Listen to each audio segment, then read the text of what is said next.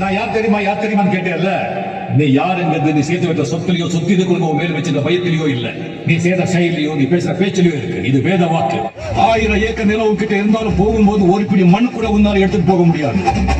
கட்டி உதறி தண்ணி ஊத்தி இடுப்புல இருக்கிற கயிறை கூட உருவி எடுத்துதான் படுக்க வைப்பாங்க நீ ஆசைப்பட்ட மண்ணு மேல.